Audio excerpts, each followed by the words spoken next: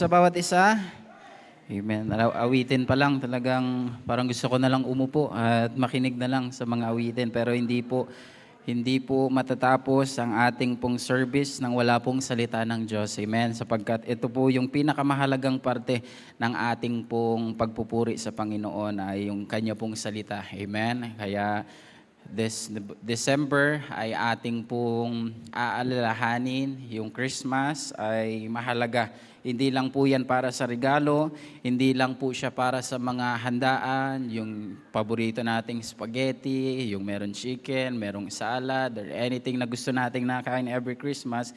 Pagkos ito po ay paalala o alaala sa atin na ang Panginoon ay ipinanganak at nagbigay ng buhay at buhay mas masagana. So for this morning po, samahan niyo po akong tumayo at ating pong basahin po ang ating pong aral in the book of Genesis chapter number 22. Genesis chapter 22 and verse number 1 to 7. Sana po dala po natin ang ating po mga Bible, amen. Hindi na po ako nag-send po ng outline or para po sa PowerPoint. Ay gusto ko pong makita po na tayo ay talagang nakikinig po sa salita po ng Diyos. Genesis chapter number 22, verse 1 all the way to verse 7. Follow with your eyes as the Bible said. And it came to pass after these things that God did tempt Abraham, and he said unto him, Abraham, and he said, Behold, here am I. And he said, Take now thy son, thy only son Isaac, whom thou lovest, and get thee into the land of Moriah, and offer him there for a burnt offering upon one of the mountains which I will tell thee of. Verse 3.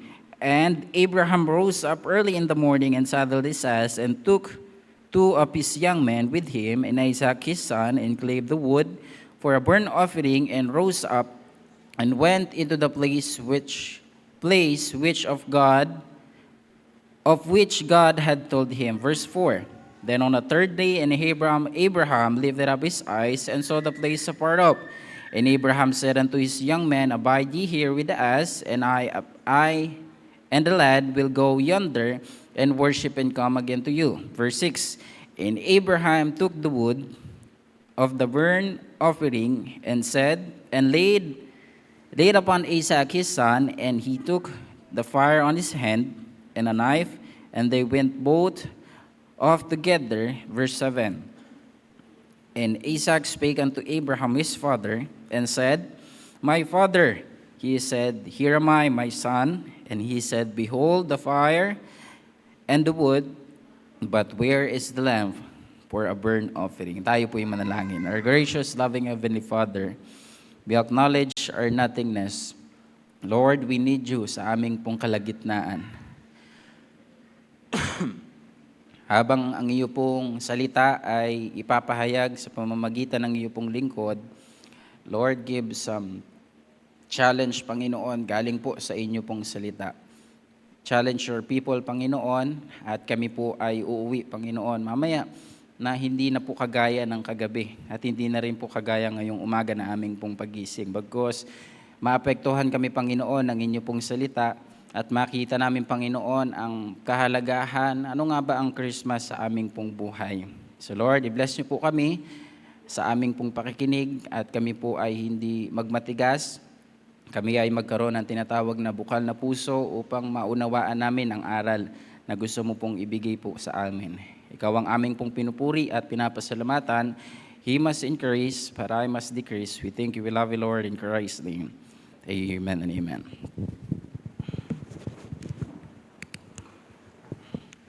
Alright, para po sa ating pong pag-aaral na ating pong makikita ngayon, in the book of Genesis chapter 22, in the title of Where is the Lamb? Where is the Lamb? Now, sa ating pong pagpapatuloy ngayon, this story about Abraham who accept the challenge of the Lord sa kanya pong buhay. Verse number 1 hanggang verse number 2, this is talking about the challenge ng Panginoon. Di ba sa panahon ngayon, merong mga challenge yan. May mga, even sa Facebook, may mga challenge yan na gagawin. At pagkatapos noon, ikaw ay ma-reward ka sa mga bagay-bagay. Ano po, no? In verse number 3 to verse 4, this is the effort na ginawa po ni Abraham sa kanya pong buhay. sa kanyang buhay na kung saan ang kanyang kaisa-isang anak na si Isaac ay ibibigay niya po yan para sa Panginoon. Verse 3 and 4, the effort. But in verse number 5 to verse number 6, this is the instruction na ibinibigay po ni Abraham o galing sa Panginoon na ginagawa ni Abraham. In verse number 5 to 6, verse 7 hanggang verse number 8, this is the obedience. Ito na yung pagsunod. Ito na yung bagay na kung saan gagawin niya na. Ito na yung bagay na kung saan pinaka-importante sa lahat. And I'm praying to the Lord, Lord, paano yung mensahe? Kasi kung ako mag-iisip ng mensahe, maaari ito ay maging intentional. Pero sabi ko, Lord, bigyan mo ako ng message, bigyan mo po kami rather ng message na kailangan po namin. Sabi ko nga po kanina, kung magbabase tayo sa gusto lang nating mensahe, ay marami pong masasaktan. Pero kung tayo po ay magbabase sa Panginoon na kung saan siya yung magbibigay ng mensahe, dito po natin makikita yung mga bagay na kailangan natin at kailangan pa nating ayusin sa ating pong buhay.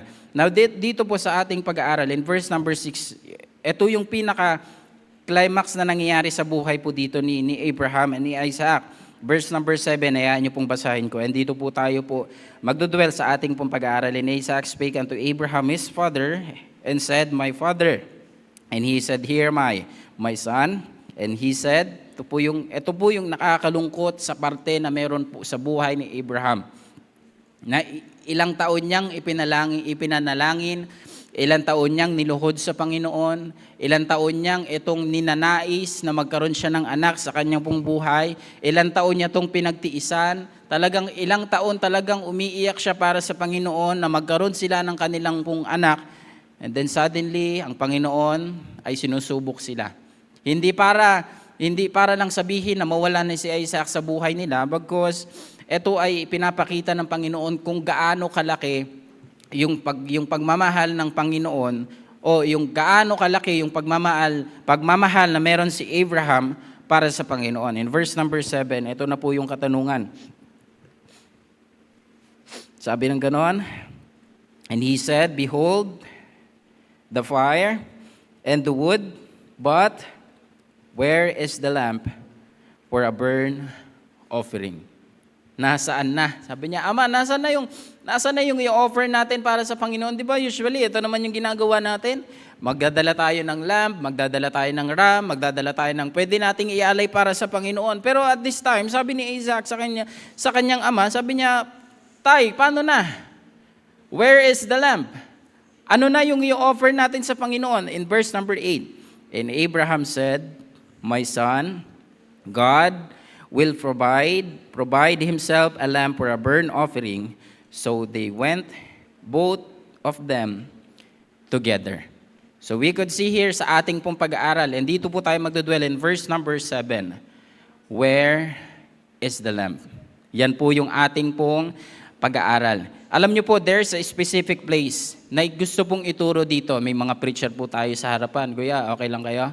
Okay lang. O sige, makinig muna sa akin. Sabi nga ng ating pag-aaral, the specific place na itinuturo po ng Panginoon is the Mount Moriah. God put specific place for His people to worship Him. So, ibig sabihin, meron talagang specific place. Now, Pastor, ano naman yung specific place for us para sa atin na tayo ay makapag-worship sa Panginoon? This is the specific place na binibigay sa atin ng Panginoon. This is the church that we have. This is the church that we worship God para po sa ating pong ginagalawan, sa ating pong buhay. This is the specific place, kagaya ni Abraham, the specific place is the Mount Moriah. Prophecy that are to come. So, ibig sabihin, sa ganito pong bagay, Abraham is the picture of the father who gave his son, or his only son, and Isaac is the picture of our Lord Jesus Christ who died for our sin. So, ganito po palang ibig sabihin, naglalarawan po ito si Abraham. Kaya nga po meron tayong kanta na Father Abraham sa mga bata, naalala po natin. Father Abraham has many sons like Father Abraham, and I am one of them, and so are you, so let us praise the Lord. So ganyang bagay, yun po yung pangako ng Panginoon kay Abraham kung siya po ay magpapatuloy na maglilingkod sa Panginoon. Now, si Isaac is the picture of our Lord Jesus Christ na kung saan siya yung namatay para sa ating kasalanan at nagbigay ng buhay at buhay mas masagana according sa John chapter 10 in verse number 10. So sa ganito pong bagay, Abraham, he loved, His only son, Isaac, but also sa ganito pong bagay, God gustong makita ng Panginoon yung pagsunod ni Abraham sa Panginoon. Kung ilalagay natin yung sitwasyon at yung sapatos natin sa sitwasyon na meron si Abraham, I wonder kung kaya natin gawin. Ang hirap kung tutuusin. Ama po, ibibigay mo yung kaisa-isa mong meron ka, pero dito sa part po ni Abraham, sabi niya, wala na. Ibinigay nga ito ng Panginoon eh. Tapos ipagkakahiya ko din. Ibinigay ito ng Panginoon, tapos iwawalang pahala ko din. Kaya sabing ganon, sa ating pong pag-aaral, yung question na meron si Isaac doon is, where is the lamb? Sabi ko nga po, sa ganito pong bagay, ay pinakamahalaga. Kaya yung katanungan na meron si Isaac is, where is the lamb? Nasaan nga ba itong tupa? Nasaan ba itong lamp na itinutukoy? Alam niyo po, yung lamp na yan ay patukoy pa rin para sa Panginoon. Siya yung, to make the long story short ng ating pong pag-aaral, ito pong Genesis chapter 22, the Lord provided a ram para po hindi na i-offer itong si Isaac sa Panginoon. Kasi tutuluyan talaga eh. Meron siyang kutsilyo, meron siyang nilatag na yung kahoy dito sa paligid, meron nang ready na yung apoy, talagang ready to fight na to. Mamatay na kung mamatay itong anak. Gusto niya nang gawin, yun yung binibigay niya para sa Panginoon eh. Kumbaga, sabi niya sa kanyang buhay, sabi ni Abraham, wala na akong magagawa. Hindi dahil wala siyang palag sa Panginoon, kundi gagawin niyo yun for his obedience para sa Panginoon. Kaya sabing ganon, etong anak na ito, where is the lamb? At salamat dahilan pinobide yun. Binigay yun ng Panginoon para sa Panginoon. Alam niyo po ba, si Abraham is kagaya natin bilang isang Baptist today. Maraming mga pwedeng, kung tutuusin, ito pa, tingnan natin sa kabilang banda. For how many years itong si Abraham ay nanalangin para sa Panginoon? For how many years na sila ay nakikipag-ayuno sa Panginoon, nakikipag-usap sa Panginoon, and then nung sila ay patuloy na nanalangin, ibinigay ng Panginoon ang kanilang kahilingan. Sabi ko, sa kabilang banda is this, pwede siguro silang tumanggi. Pwede siguro nilang sabihin, Lord, bakit naman ganyan? Parang baka pwede namang iba na lang. Siguro ano na lang, yung kapitbahay na lang namin na parati kaming kinukwentuhan ng hindi maganda. Siguro pwede na yun, Lord. Siguro yung aso na lang ng kapitbahay namin, pwede na siguro yun. O kaya yung pusa nila na paborito. O kaya kahit sino na lang siguro, Lord, wag na lang mong siguro si Isaac. Maaari pwedeng magganon yung outcome nun eh. Maaring pwedeng ganon yung mangyari. Pero sa scripture na ating pong makikita, wala po siyang alibay. Wala po siyang anumang sinabi na hindi kagaya ng mga kabataan ngayon na kapag inutusan mo, sasabihin, wait lang po. Teka lang, minsan ang malala ka pa, pag inutusan ng mga kabataan ngayon, sasabihin, ayoko. Baala ka dyan. Pero si Abraham, hindi niya po ginawa yung mga bagay na yan. Kasi sa ganito pong pag-aaral, ating pong makikita na ang mahalaga sa pagsunod sa Panginoon, yung ating pong mga ginagawa. Now, patuloy po tayo sa ating pong pag-aaral. We had a scripture, but where is the lamp? Mahalaga po pala ang lamp para po sa ating pong buhay. Siya yung naging tulay para tayo ay magkaroon ng buhay na tinatawag na masagana. Okay po, kasi kung wala po yung lamp na ito, wala po yung pagdanak ng Panginoon sa buhay natin, walang isinilang, walang ibinigay na Panginoong Jesucristo para sa atin, lahat po tayo ay mapapahamak. Yan po yung sinabi ng aklat ng Luke chapter 3, verse 33, na lahat tayo ay mapapahamak. Kung wala ding pong scripture, wala ding po yung salita ng Diyos. Kung walang salita ng Diyos, wala yung lamp, wala yung Panginoon. Meron tayong structure, but where is the lamp? Meron tayong tinatawag na pundasyon sa ating pong buhay, pero nasaan dyan ang Panginoon? So, importante pala na nandun yung lamp sa ating pong buhay. At yun ang mahalaga na ating pong makikita ngayon sa umagang ito. And today, I want to preach on this thought, how to worship with the lamp. Yung Panginoon sa ating pong buhay. If we are worshiping through the lamp, ito po, someone must be, number one, yielding to God. Yielding to God. So tignan po natin mga ilang bagay na ating pong inaaral ngayon. Genesis chapter 22 and verse number 9. So they came to the place which God had told him, and Abraham built an altar there and laid the wood in order, and bound Isaac, his son, and laid him into the altar upon the wood. So kung ipipicture po natin ngayon ito, nilatag ng maayos ni Abraham, o dito ka, kahoy ka, pantay ka, dito ka pang isa, o dito ka ring isa, ito yung gawin mo dito, dito ka maganda dapat itong altar na ito, o Isaac, punta ka na dito, higa ka na, ito na yung gagawin mo, humiga ka lang dito, ready na ito. Pero ang kagandahan, the Lord provide a lamb para po sa ganitong sitwasyon. If we are worshiping through the lamb, someone must be yielding to God. Bibig sabihin po nito yung pagbibigay. Sabi ko nga po kanina, ang hirap gawin, kung tayo po tatanungin, kaya ba natin gawin ito? Ang hirap.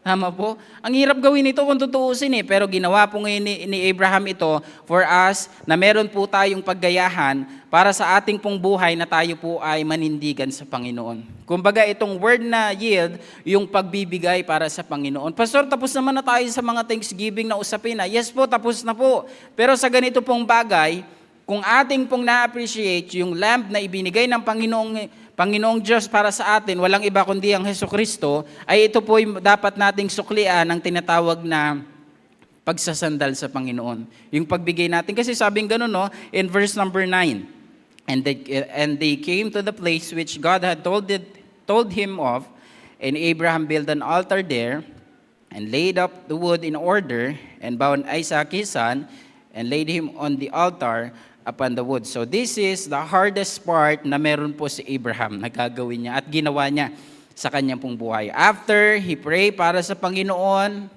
pero ngayon ang usapin, ibibigay ko siya para sa Panginoon. Ano kaya yung bagay na pinaka-importante sa atin? Iisipin natin ngayon, ano ba yung mga bagay na importante sa atin at sinabi sa atin? Halimbawa, for example, sinabi sa atin ng Panginoon, kaya mo ba yung ibigay para sa akin? Majority sa ating sabihin, parang ang hirap naman yan, Lord. Bakit ko pa gagawin yan? Pwede naman siguro kung maging faithful na lang ako magsimba. Agahan ko na, Lord, promise, agahan ko na mag-church. Parati ako nasa Sunday school. Gagawin ko 8 a.m., nandito na ako. Pero wag naman sana sa ganyang parte. Nahirap po kung tutuusin. Pero Abraham, ginawa niya po yung mga bagay na yon kasi yun po ang patunay na tayo po ay dapat malapit sa Panginoon. Dapat po tayo ay nag-yield. Ibigay po natin yan para sa Panginoon. Na ating pong makikita in the book of Romans chapter 6 verse 13. Neither yield ye your members as an instrument of unrighteousness unto sin, but yield yourself unto God. And I like this verse. Sabing ganon, but yield yourselves unto God. And those that are alive from dead, and your members as an instrument of righteousness unto God. Kanina, unrighteousness. We are the members of unrighteousness because of our sins. But dito ngayon, ipinakita, if we are yield sa Panginoon, yielding ourselves sa Panginoon, ito po'y maganda. And your members as an instrument of righteousness unto God. Yan po yung isa sa nakakagalak isipin na meron po tayong simbahan na kung saan ipinapahayag yung salita ng Diyos for us na tayo ay manindigan sa Panginoon. Para tayo ay manindigan na kung saan ito yung ibigay ko dapat sa Panginoon. Ito yung buhay na dapat akong merong ibigay sa Panginoon. Ito yung lifestyle ko na dapat meron sa Panginoon. Ito yung ginagawa ko everyday na para sa Panginoon. Ito yung ginagawa ko tanghali para sa Panginoon. Ito yung ginagawa ko para sa Panginoon sa gabi. Sa buong buhay ko, ito yung dapat kong gawin. Ang tawag po dyan, yielding to God. Amen? Nandyan pa po ba kayo? Kaya pa po, maaga pa naman po. Konting tiyaga lang po tayo sa pag-aaral ng salita ng Diyos. Amen? Alam niyo po, nakakalungkot sa buhay ng isang Kristiyano, nandun na tayo sa pagiging ligtas, pero we are not totally surrendered para sa Panginoon. Kasi meron pa tayong tinatawag na reservation. Kaya kapag hinahanap at tinatanong sa atin, where is the lamp? Nasaan yung Panginoon sa buhay natin? And sometimes and somehow, iba yung ating pong lamp. Yung lamp na yon na kung saan ginagawa nating karne. Sabi gano'n ng isang komentary. Kaya yung lamp o yung Panginoon ay hindi nagiging Diyos sa buhay ng isang taong Kristiyano kasi ginagawang karne. Pastor, ano mong ibig sabihin? Masyado nating minamaliit yung Panginoon. Masyado nating binibigyan ng, ano lang naman yan, Diyos lang yan. Pang Sunday lang pwede na ako. Pang Wednesday lang ako, okay na ako. Pang Sunday evening lang ako. Sa ganung pong bagay, pinapakita natin ang Panginoon na hindi importante sa ating pong buhay. Kaya ang mahalaga sa atin na ating pong makita, ilapit natin o ibigay natin ang sarili natin sa Panginoon. Yielding to God. Yan po yung ating pong pag-aaral na ating pong makikita ngayon, na isurrender natin lahat sa Kanya. Amen po ba? Kaya letter A sa ating pong pag-aaral, things that we need to surrender to God. Ano nga ba yung mga bagay na yun? Ito po, ginawa ko na pong mas mabilis at mas madali na ating pong malaman. Number 1, or letter A, yung ating pong pamamaraan. Okay po? Or in English, yung ating pong ways. Isaiah chapter 55, verse number 9. For as the heavens are higher than the earth, so are my ways higher than your ways, and my thoughts than your thoughts. So ibig sabihin, hindi tayo pwedeng magmalaki sa Panginoon. So kung siya ay mas mataas para sa atin, kahit anumang pong posisyon, kahit sabihin natin sa pinakamataas tayong building dito sa buong mundo, pero ang Panginoon pa rin ay mas mataas. Naalala natin kung gaano kalayo, as Pastor Jolan preach about kung gaano kalayo yung universe, yung bawat milyahe, bawat kilometers na meron tayo sa mga pagitan ng mga bawat mga mundo o planeta, at kung gaano kalayo yung heaven sa earth, talagang hindi talaga masusukat, talagang hindi kailanman ay hindi matatapos. Kasi nga po, yung pamamaraan ng Diyos sa buhay po natin ay wala pong hanggan. Amen po. Kaya po napakahalaga na ating pong alalahanin ngayon na ilagay natin at ibigay natin ang ating pong sarili sa ganito pong bagay sa ating pong pamamaraan. Bakit, Pastor? Kasi kung sa ating pamamaraan, talaga mapapahamak tayo. Tama po? Minsan iniisip ko po pag pupunta po tayo ng island, nagbo-boat ako, minsan iniisip ko, sabi ko, kaya ko naman, alam ko naman na yung routine sa ginagawa ko eh. Friday ng hapon or Saturday morning, mga around 6 or 7, biyahe na ako. Okay, alam ko naman na yung ginagawa ko eh.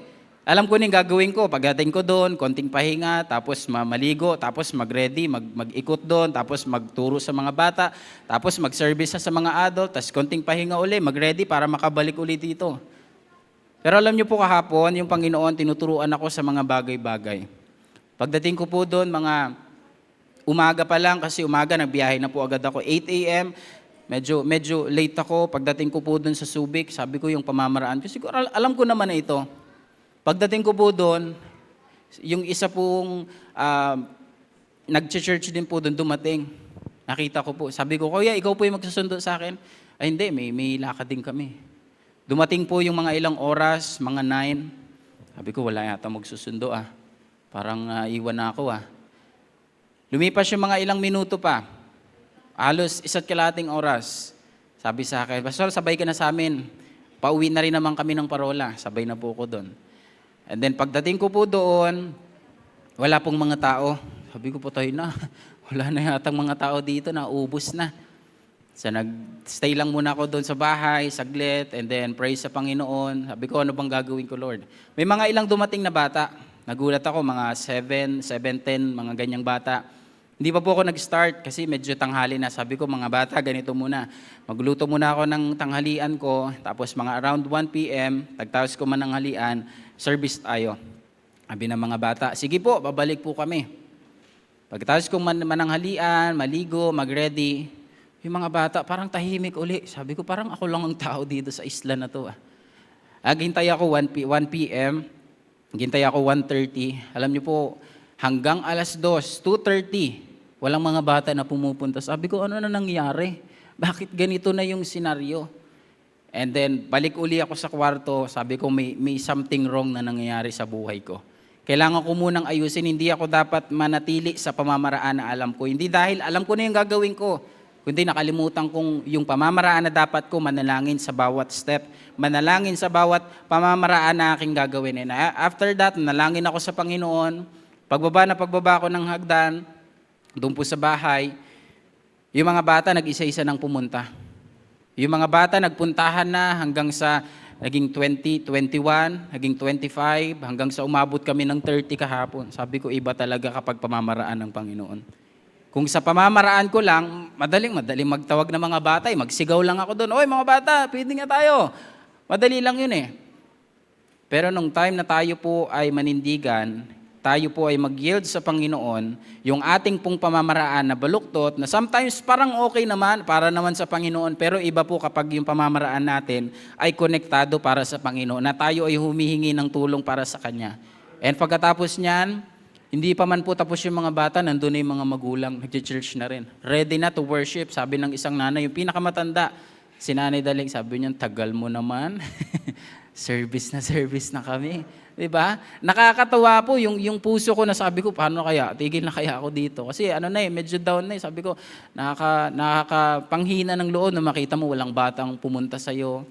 Pero after all of that, salamat kasi yung pamamaraan ng Diyos, iba sa ginagawa natin. Okay po? Kaya iyan po yung kahalagahan na ibigay po natin yung ating pong sarili sa mga bagay na alam nating ikakabuti natin para sa Panginoon. Yan po yun. Na hindi siya taliwas sa kagustuhan ng Panginoon. Kapag tayo po ay nag-yield sa Panginoon, if our ways ay binigay natin, yung pamamaraan natin para yan sa Panginoon, yan po ay magiging maayos. Okay po? Kaya sa ating pong pagpapatuloy, Psalms 27 verse number 5, commit thy way unto the Lord, trust also in Him, and He shall bring it to pass. Secondly, letter B, yung ating pong pamamalakad.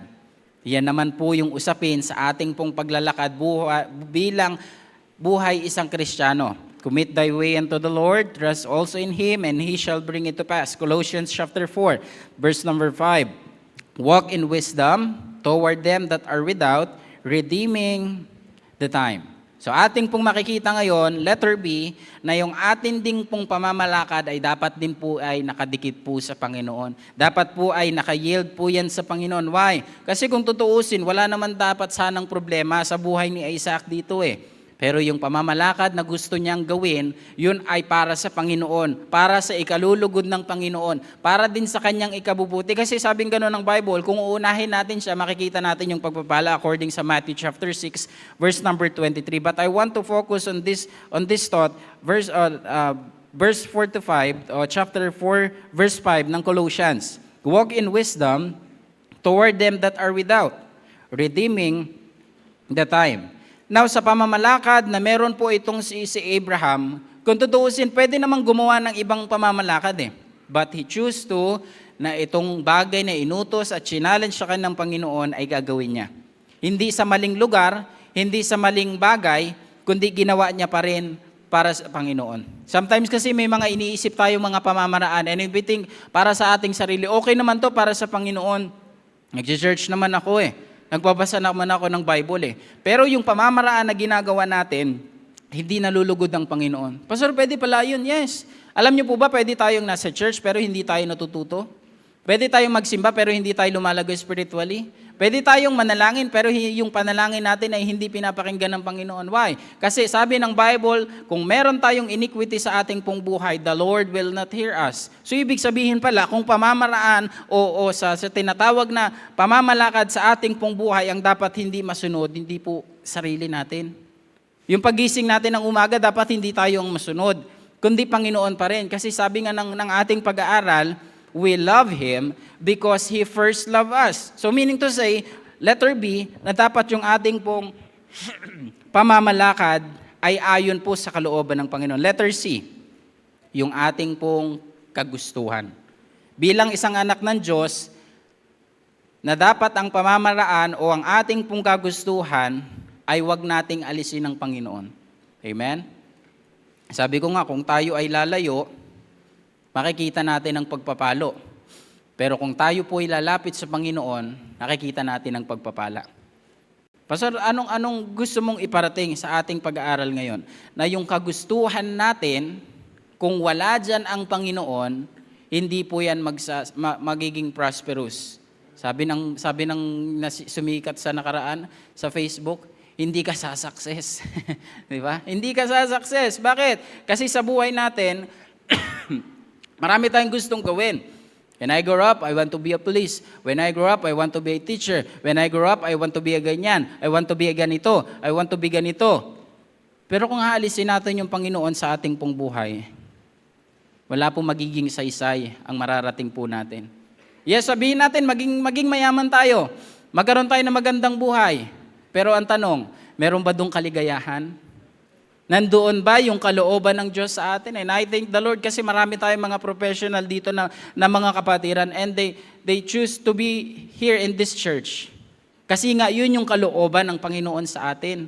Na makita natin na itong kalooban na ito, kagaya ng John chapter 4 verse 34, sabing gano'n ng Panginoong Jesucristo, and Jesus said unto them, my meat is to do the will of Him that sent me, and to finish His work. So ibig sabihin sa ganito pong bagay, yung kalooban ng Panginoon para po sa ating pong buhay ay napakaganda. Wala na po sa ating pong outline, pero I remember the book of Jeremiah chapter 29 verse number 11. For I know the thoughts that I think toward you, saith the Lord. Thoughts of peace and not of evil. Ito po'y maganda, to give you unexpected end. Paano natin makikita yung unexpected end na yan? Kung tayo po ay mag-yield sa Panginoon and yung ating pong kagustuhan ay ayon po para sa Panginoon. Yan po yung mga bagay na yon. 2 Chronicles chapter 30.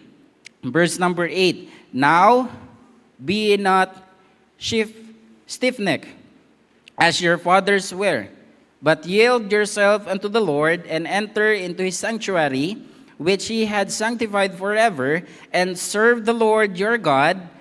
Ito po yung maganda sa lahat. That the fierceness of His wrath may turn away from you. So ibig sabihin pala na sa ating pong buhay, kung tayo ay lalayo, mapapahamak tayo. Yun na lang po yung madaling punto na ating pong pag-aaral.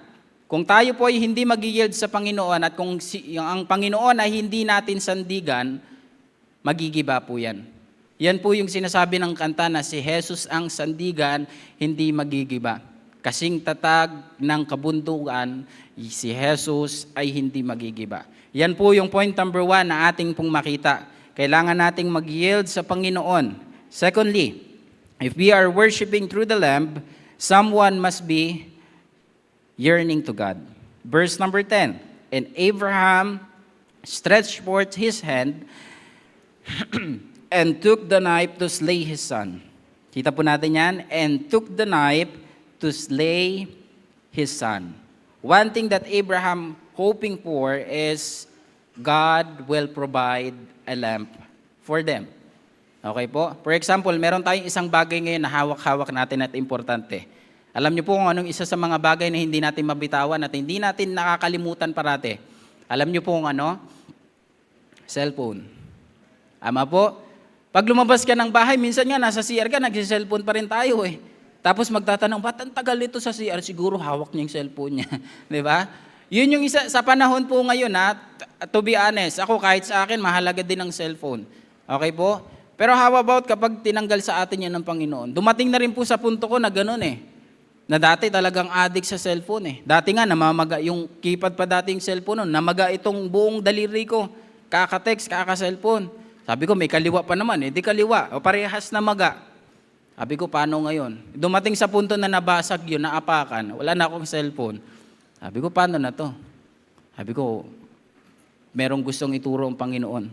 Na yun ay dapat ibigay natin ng lahat para sa Kanya. Kaya sa ating pong pagpapatuloy, Abraham stretched forth his hand and took the knife to slay his son. Nakakalungkot na po sa ganitong parte na kung saan yung pinakamahalaga na sa kanyang pong buhay ay ibibigay niya na. Pero nandun po yung tinatawag na pananabik para sa Panginoon. And I wonder kung tayo pa rin ay nananabik para sa Panginoon. We are excited na pumunta sa simbahan, nauunahan pa natin yung dati nating pwesto na nandito tayo. Gusto ko mas nasa unahan ako para mas nasa unahan din yung pagpapala. I wonder kung sa ating pong buhay, nananabik pa rin tayong makita ang ating pong simbahan, makita ang Panginoon, makita na tayo ay nananalangin. And I wonder sa buhay natin kung tayo pa rin ay sabik na manalangin, sabik na mag-worship sa Panginoon, sabik na kumanta para dito sa choir, sabik tayo sa mga para sa Panginoon. And I wonder sa ganyang pong bagay, patuloy pa rin tayo sa pananabik. Yan yung sinasabi ngayon ng mundo na cravings. May pananabik, may pananakam pa ba tayo sa salita ng Diyos? Nananakam pa rin ba tayo when it comes sa preaching? Ayoko nang makinig dyan ng preaching. Parati akong pinapatamaan. In the first place, hindi ko naman din po alam ang bawat buhay ng bawat isa. Hello? Hindi nga po tayo nakapag-chismisan eh. Gusto niya mamaya. Di ba? Pero to be honest po, hindi ko po alam ang bawat problema ng bawat isa. Siguro may mga ilan, pero hindi po lahat. Pero pansin po ba natin, every time na tayo ay makikinig ng salita ng Diyos at makikinig tayo sa preaching at sabihin natin, teka lang, bakit alam niya yung buhay ko? Minsan may mga pupuntang mga pastors, minsan may pupuntang missionary, hindi naman natin sila nakakausap. And then sasabihin, teka lang, parang pinaparinggan yata ako ng pastor na yan. Hindi po. Yung Panginoon ang siyang nakakaalam ng buhay natin because He knows everything, He sees everything, and He is all-powerful. So ano dapat natin gawin? Manabik tayo sa Panginoon. Ang salita ng Diyos, yung sinasabi po ng mga lingkod po dito, hindi po yun sa aming pong sariling kagustuhan. Kung tutuusin, ang hirap nga po magsalita na kung saan nang masakit eh. Ay, baka wala nang makinig sa amin. Baka wala nang magsimba. Kung tutuusin, talagang ayaw po namin eh. Pero the Lord is speaking sa bawat isa sa atin. Alam niyo po ba, bago po kayo matamaan ng mensahe, mga preacher muna po ang nasasaktan sa iniisip, eto ba ay magiging tulong? Alam niyo po sa sugat, sometimes mas okay na masaktan tayo para tayo ay mas mabilis gumaling. Di ba yung alcohol, pag nilagay natin sa sugat, talagang sisigaw, iiyak tayo, talagang masakit eh. Talagang manununtok pa tayo pag may mga biruan na binuhos sa'yo yung alcohol, talagang sakit eh. Pero masakit man yon, pero pagkatapos nun kagalingan. Kaya yung salita ng Diyos sa ating pong buhay, dapat ito po ay magkaroon ng epekto. Manabik po tayo sa salita po ng Diyos. Amen? Ayan po yung mahalaga sa ating pong buhay. Philippians chapter 1, verse number 8. For God is my record, how greatly I am long after you all in the bowels of Jesus Christ. So ibig sabihin pala, ito pong si Apostol Pablo na ninanais niya sa kanyang pong buhay na hanapin niya parati ang Panginoon. Yun po ang mahalaga sa atin bilang anak ng Diyos, bilang nagsisimba. Amen? Kung tutuusin, kung titingnan lang natin ang bawat isa, may pangangailangan tayo eh. Physical, emotional, pero kung higit natin kailangan sa spiritual. Panginoon ang kailangan po nating unahin sa ating pong buhay. Ano po yung mga bagay na yun? Una, maging pananabik po tayong maglingkod sa ating pong family. Amen? Nagiging balanse po tayo ngayon. Hindi lang about sa paglilingkod natin sa church, ang importante rin, lalo din sa buhay ni Abraham, yung kanyang pong family. Sabi ko nga po kanina, kaisa-isang anak na meron siya, tapos ibibigay niya sa Panginoon. Pero ito po yung kagandahan. Binibigay niya yung kasi mahal niyang Panginoon. Sa ating po bang family, mahal natin yung Panginoon? Sentro ba yung Panginoon sa ating pong buhay? Nandun ba yung Panginoon na every time na meron tayong gagawin, meron pa rin bang panalangin? Naalala ko dati noong mga panahon, bago kumain, anong ginagawa? Manalangin. Pero ngayon, anong ginagawa ngayon pag merong mga pagsasalo-salo? Oops, wala mo nang gagalaw, picture muna. Tama, di ba? O, wala mo nang kukurot sa lechon, mamaya na yan, picture muna. Pero noong mga nakaraang taon, naalala ba natin yon? Bago kumain, wag mo munang umalis, iihi ka lang, kala mo ikaw mananalangin. Minsan gano'n may maalibay eh. Wala mo nang gagalaw, mananalangin muna tayo. Di ba po magandang balikan yung mga ganong alaala na dapat sa ating pong pamilya, nang maging sentro niyan, walang iba kundi Panginoon. Matthew chapter 5, verse number 6, Blessed are they which do hunger and thirst after righteousness, for they shall be filled. So how can we be blessed if our family ay walang time sa Panginoon? Amen? Kaya napakahalaga sa ating pong buhay na ang bawat isa, bawat pamilya ay nandito po sa ganitong pinakamahalagang parte ng ating pong buhay. Amen? Walang iba kundi magbigay tayo ng oras, panahon para sa Panginoon. And by the way, Sunday is not the Lord's hour, but Sunday is the Lord's day. Amen? Hindi lang ito magsisimba kasi ako, mamaya magagala kami, mag-SM kami, okay na. Nakapagsimba naman na ako tapos na yan. Yes! Hindi! Lord's day is a Lord's day, not Lord's hour. Amen? Yan po yung ating pong alalahanin. Secondly, letter B, not only sa ating family, but also ito pa, yung ating pong pagpunta sa church. Before we enter in this building, tanungin natin sa ating sarili, do we pray sa Panginoon and ask the Lord, Lord, kung ano man ang gusto mong mensahe na ituro sa akin sa umagang ito, so be it. Lord, kung ano mang gusto mong ituro ngayon sa umagang ito, ikaw na pong bahala. Ikaw na pong bahala sa iyo pong kapangyarihan na mag-work sa buhay ko. We need your presence. Kaya nga every time sabi ko sa prayer ko, Lord, we need your power, we need your presence. Kasi without the power and without the presence of our Lord Jesus Christ, wala din po tayo. Yung preaching natin will be vain. Yung awitan natin will be vain. Yung ginagawa natin will be vain. Lahat ng mga bagay na ito, without the power of the Lord Jesus Christ, without His presence, walang silbi yung ginagawa natin ito. Amen po? Kaya napakahalaga po ng presensya ng Panginoon sa ating pong buhay. Amen? Ito po yung mga bagay, tingnan natin ha. Dapat tayo ay maging excited going to church. Amen? Ito, magbibilang lang tayo. Anong date po ba ngayon? December 7. Mag-start na naman yung simbang gabi. Diba? Diba? Simbang gabi na naman, diba? Pang ano po yun? Pang mga ibang religion po yun. Tayo dito walang simbang gabi. Magsimba palagi, hindi simbang gabi. Yun po yun na ating pong makikita. Why? Kasi napakahalaga po na sinasabi ng Biblia in the book of Hebrews chapter 10 verse 25, not forsaking the assembly of ourselves together as the manner of some is, but exhorting one another, and so much the more as ye see the day approaching. So ibig sabihin pala, talagang mahalaga ang simbahan. Alam niyo po ba, tinuturo po sa atin po ang salita ng Diyos, supposedly, and sa ganito pong bagay, ang simbahan po ay para po sa mga ligtas. Hindi siya para sa mga taong hindi ligtas. So Pastor, bakit may mga pumupunta mga bisita? Gusto nilang maligtas at sila ay lumago upang maging kabilang sa tinatawag na anak ng Panginoon, pamilya ng Panginoon. So sa ganito pong bagay, huwag nating kalimutan na tayo ay magsimba. Amen? Kaya kung nangungulit po ako sa inyo minsan, sister, brother, kamusta na? Hindi ka na nakakapag-church? Kailangan po kasi natin. Amen? Nasa ating pong buhay, parati tayong nasa simbahan. Amen? Na kahit hindi na tayo ma-recognize minsan, na kahit hindi na tayo maalala, kahit hindi na tayo makamayan sometimes si Pastor, patuloy lang tayo magsimba. Bakit? Hindi naman si Pastor ang nakikinabang kung bakit tayo nakaupo ngayon sa upuan na meron tayo eh. Kundi ang nakikinabang, tayo din mismo. Kapag nakinig tayo ng maayos, hindi tayo nangulit, hindi tayo kung ano-anong ginagawa natin during preaching time, di ba, makikita natin yung kaibahan. Alam niyo po, every time, pag nandito sila Pastor Odex, sila Pastor Ted, sila Tatay, mas gusto ko nakikinig eh. Bakit? Kasi ang daming lesson, ang daming makukuha na, alam niyo po ba, minsan nakakainggit mang makita, pero minsan nandun kami sa tech, behind the scene, nandoon yung mga ginagawa, na minsan na nakukot up na kami na behind the scene naman kami. Alam naman na namin yung preaching eh.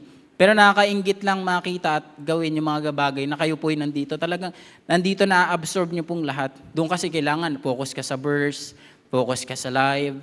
Pag yung preacher pumunta na dito sa kanan, tapos yung camera nandito naman sa kabila, wala na, yari na. 'Di ba? Magte-text na yun si pastor, yung camera nyo, ayusin nyo. Yung verse nyo, hindi nakasunod sa preacher. 'Di ba? Kailangan focus talagang kanya-kanyang trabaho doon sa AB Tech. Pero alam niyo po ang kagandahan, masaya pong nandito mismo sa lugar na ito. Hindi naman po sa iniinggit po natin yung mga nasa live stream, pero iba po yung pakiramdam, iba po yung presensya kapag tayo po mismo nasa building na ito. Na nakaupo tayo, nakikinig tayo. Why? Because napakahalaga na tayo po ay nasa simbahan. Amen? Kaya I encourage everyone na kahit anumang pong kabisihan natin sa ating pong buhay, huwag nating kalimutang magsimba. Amen? Huwag nating alisin ang pagsisimba. Kasi kapag nasanay tayong hindi nagsisimba, napakadali na lang din sa ating wag na tayong pumunta every week, every Sunday, every Wednesday. At pag inimbitahan at binisita tayong muli, pag may time na lang, sa church ako. Diba po? Alam niyo po, sa usaping membro ng simbahan na ito, ang dami po natin. Amen? Marami po tayo. Kaya dapat natin gawin, pagyamanin at palaguin po natin ang ating pong simbahan. Amen? Ang tawag po dyan ay pananabik sa Panginoon. Not only yung ating pong church, bagkus manabik din po tayo sa fellowship. Amen? Ito din po yung isa sa mga nagpapalakas. Psalms 84 verse number 2. My soul longeth, even fainted for the courts of the Lord. My heart and my flesh crieth out for the living God. Another verse, 1 Chronicles chapter 16, verse number 11. Sabi ng Bible, seek the Lord and His strength, seek His face continually. So ating pong makikita dito, in fellowship, we need this fellowship. Amen? Nandyan yung coffee fellowship, Bible study fellowship. Amen? Sa bawat grupo po na meron tayo, ikaw man ay nasa Wings, ikaw man ay nasa Accountables, College and Career, sa youth ka man, anumang klaseng grupo na meron tayo ngayon sa ating pong simbahan, huwag nating kaligtaan ng fellowship. Amen? Dito po tayo lalago. Minsan nga, online na lang ang meron tayo, kinakaligtaan pa natin eh. Tama po? Minsan, sabi, busy kasi ako. Ang dami na natin ginawa maghapon. Di ba? Nakaka-relax nga yan, kwentuhan tayo doon, online fellowship, di ba? Kaya sa ganyang pong fellowship, we need yung ganyang pong bagay. Anong gusto natin? Bumalik yung panahong pandemic?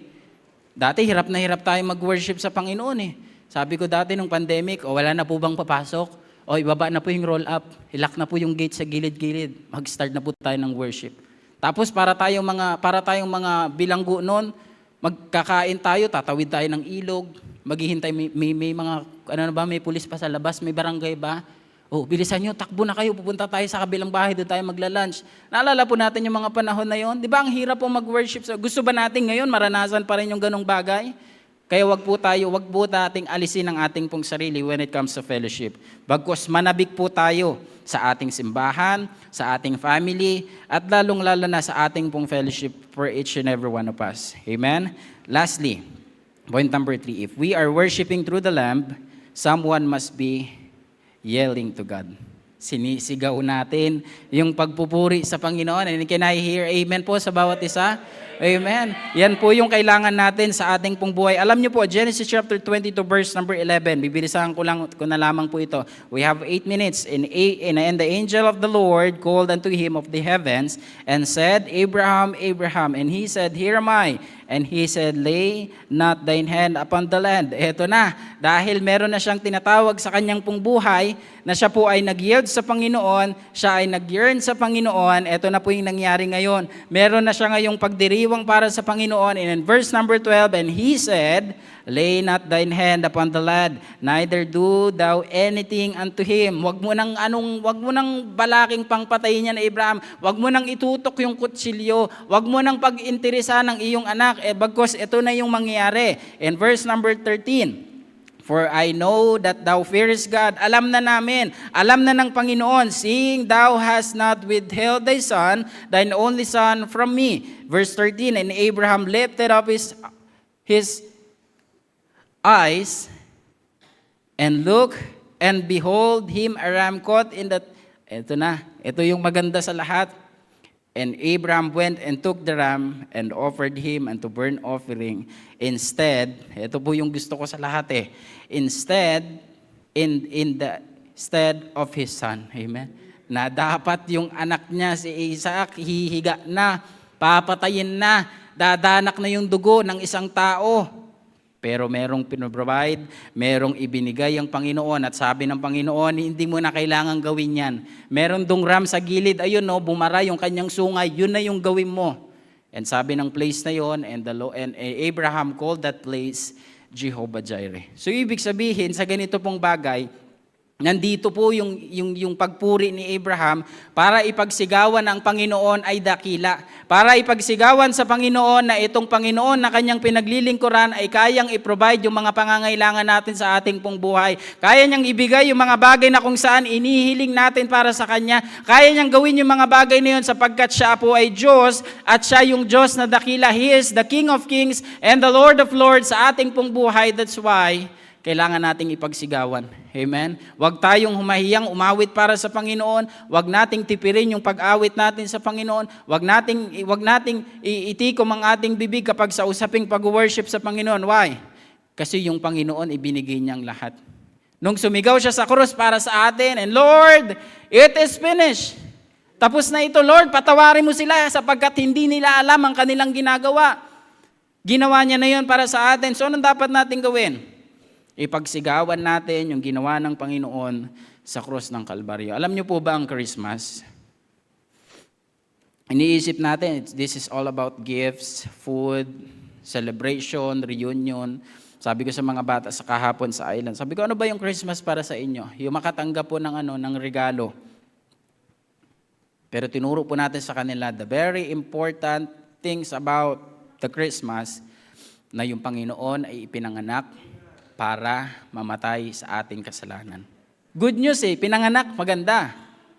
Pero sa kabila, hindi ko pa rin pwedeng masabing bad news Good news pa rin siya. Bakit? Ipinanganak siya para mamatay, hindi lang yun namatay, kundi namatay para sa ating kasalanan at nagbigay ngayon ng tinatawag na buhay na walang hanggan. Tapusin na po natin ngayon sa ating pong pagtatapos. Conclusion. Ano yung mga bagay na dapat nating i-offer sa Panginoon at ipagsigawan natin? Yung ating service, yung ating pong awitin para sa Panginoon at marami pang mga bagay. So yan po yung mga ilang bagay, our service, our singing in congregation, even ang ating pong sermon. Alam niyo po ba, hindi naman ako palasigaw na tao Pero napapansin po natin, and every time I review yung Facebook Live natin sa ating pong Facebook page, sabi ko, ba't ba ako napapasigaw? Bakit ko ba ginagawa yung mga bagay na ito? Because I experience how God great He is sa aking pong buhay. Kaya hindi po natin pwedeng sabihin, ganito lang kasi ako, yung boses ko mahina. Pagpupuri sa kung yung ibang bagay nga, di ba, kapag nanalo tayo, di ba? Minsan nanalo tayo sa sa scatter ba yun? Di ba? Talagang yun! Ayos na, 20 ko, tamang 20 mil ngayon. Okay na to. Di ba? Nanalo ka sa online sabong ba yun? Di ba? Nanalo ka ngayon. Di ba? Marami kasing mga online sugal ngayon Doon na ngayon hindi na uso yung mga pupunta ka ng bahay kay kumare o tong eat na. Wala nang ganun. Hindi na uso yun. Diba? Ngayon, puro online na Diba? Kung nanalo nga tayo sa mga ganun, minsan sa mga raffle, sa grocery, talagang tuwang-tuwa tayo, diba? Yes, may washing machine na kami. Diba? Talagang tuwang-tuwa na tayo ngayon. Pero how about para sa Panginoon? Tayo ba ay sumisigaw? Nagagalak ba tayo sa tuwa? Diba? Every time we sing for the Lord, I observe yung bawat isa. May mga masaya, may mga talagang all out, talagang kulang na lang, putol yung liti dito, kakaawit para sa Panginoon. And there are some people naman, nonchalant. Wala lang. yung boses niya ganyan lang, bibi shark. Ang liit lang, ganyan lang, pero pag kumain, di ba? Pero pag umawit sa Panginoon, sabihin ko po sa inyo, all out, bigay natin sa Panginoon. Amen. Tapusin na po natin. Sama na po ng tingin nyo sa akin para na akong barbecue steak sa inyong harapan. Tapusin na natin. Ako rin po ay tingin ko na rin sa inyo mga anghel sa lupa. Wow, di ba? Nakakabawi ako sa inyo. Amen. Tapusin po natin. Our conclusion. Psalms 35 verse number 27. Let them shout for joy and be glad that favor my righteous cause, yea, let them say continually, let the Lord be magnified, which hath pleasure in the prosperity of His servant. Prosperity, pagpapala. Magiging magalak tayo ngayon. Kasi magtatapos na naman ang taon ng 2025 at parating ang taong 2026. Ano dapat natin gawin? Malungkot? Magsaya tayo. Magsaya tayo, why? Kasi puriuin niyo po yun, sa isang buong taon naging tapat ng Panginoon, hindi niya tayo pinabayaan. Hindi na natin tatanungin kung ilang absent ang ginawa natin sa pag-church. Pero let's focus on this. Sa buong taon na yun, naging tapat ng Panginoon sa atin. Kaya ngayon, ating pong tapusin ang ating pong pag-aaral ng katanungan, where is the Lamb sa ating buhay?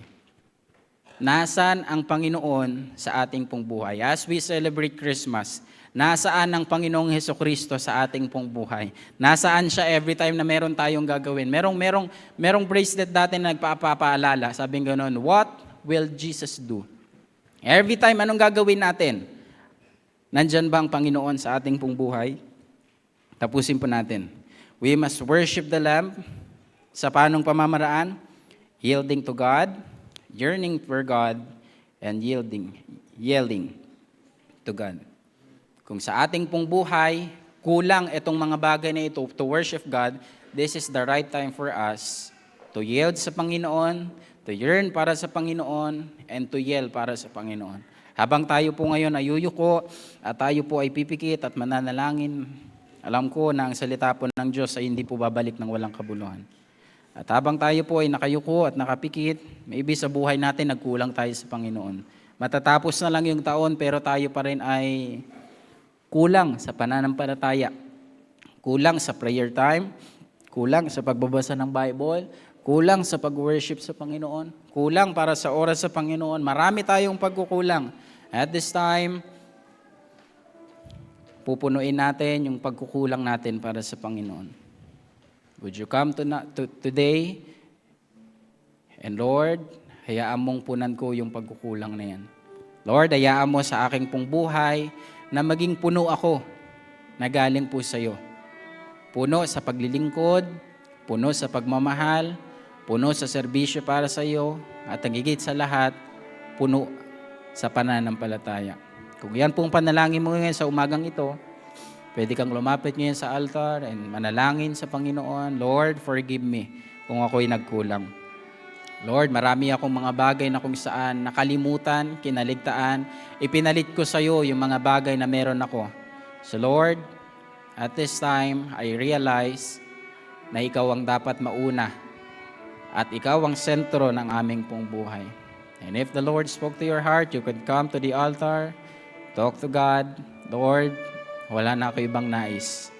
Manguna ka po sa aking pong buhay. Meron na pong mga lumapit. How about you, kaibigan? How about you, brother? How about you, sister? Hiya pa rin pa tayo para sa Panginoon? Huwag po tayong mawalan ng pag-asa. Bagkus ang pag-asa ay nasa Panginoon. Habang tayo po ay nakayuko at nakapikit, we have time para makipag-usap sa Panginoon. And Lord, forgive me sa aking pagkukulang. Dakilang Diyos, salamat Lord sa inyong salita. Pinakita Panginoon ang aming pong pag-aaral, for without you we can do nothing. That's why we need to yield sa iyo, we need to yearn Panginoon, and we need to yell for your goodness. Bless niyo pong bawat isa habang kami po ay mananalangin at nakikipag-usap, Panginoon, sa inyo. Lord, you deserve honor, you deserve praise, and you deserve all of these things, Panginoon, na ibabalik namin, Panginoon, sa inyo. Turuan niyo kami, Panginoon, at hayaan niyo na aming pong puso ay manaig ang inyo pong kabutihan. And as we celebrate Christmas, ang maging sentro ng aming pong buhay, walang iba kung hindi ikaw. Bless niyo pong bawat isa. Ikaw ang aming pinupuri. Napasalamatan sa pangalan ni Kristo Jesus. Amen, amen. Sir Francis.